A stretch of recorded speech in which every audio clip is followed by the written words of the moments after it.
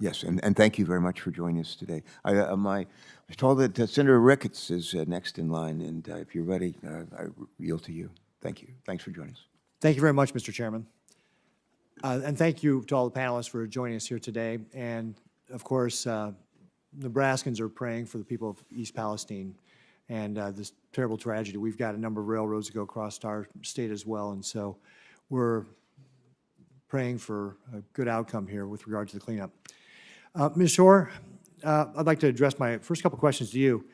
I'm sure you agree that Americans deserve timely and helpful updates when it comes to an environmental catastrophe, right? Yeah. She nodded yes. Okay, great. And you agree that Americans should be confident when they return to their homes that they're safe to return to, right? Okay. So what are some of the things that the EPA has learned from with your response here that you would use to be able to improve going forward with regard to, we've heard how the people of East Palestine are not believing what the government's saying. What can the EPA do, or what have you learned from this to be able to help for the next incident, to be able to help the people of that community get the information, feels like it's safe to return to their homes? Thank you, Senator Ricketts. And first, let me say I bring greetings from your sister, Laura, who's been a longtime friend of mine back in Illinois.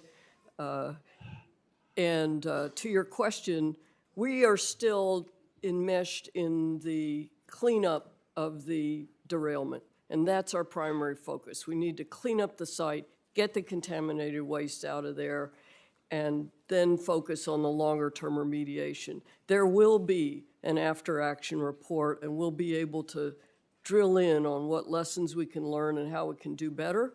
But right now, we need to clean up this site as safely and quickly as possible and ensure that the necessary safeguards are in place to protect human health and the environment. All right, thank you, Ms. Shore. Mr. Shaw, I'm going to ask you basically the same questions. So I'm sure you agree that Americans should have timely information when there's a catastrophe like this, right? Yes, sir. It's an emotional issue, and it was a devastating derailment for the folks of East Palestine. That's one of the reasons that we set up our Family Assistance Center within 24 hours and have served 4,400 families. We've also established a website, nsmakingitright.com. That's based on feedback that I've gotten from the community as I've walked around and talked to people. They want more information, sir. Yeah. And so I'm sure you agree that people want to know when it's safe to go back to their homes as well. What has Norfolk Southern learned from this that would help them to be able to provide that information to people so that they can feel comfortable in going back into their homes and they're getting the proper information in a timely way? What have you learned about what you would do differently going forward?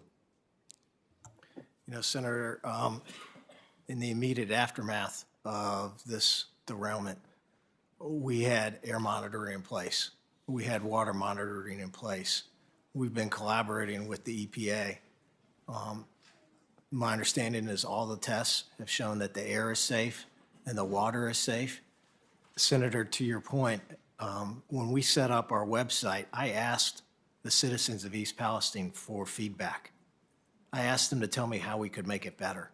And what they have asked for is information on that website on the results of those air tests and the water tests. And Senator, I've also made sure that we point folks to the results of the Ohio EPA and the federal EPA air and water tests.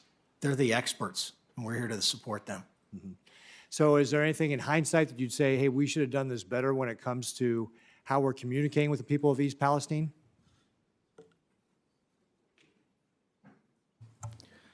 You know, Senator, there are always opportunities to improve communication. I was there very soon after the derailment. I immediately went to the Norfolk Southern's Family Assistance Center, and I immediately went to the Red Cross shelter. And I told them who I was, and I told them the company I represented. I made sure they knew that I was the CEO of Norfolk Southern. And I also made sure that I asked if they were getting everything that they needed from Norfolk Southern. All right. Thank you very much, Mr. Shaw. I yield back.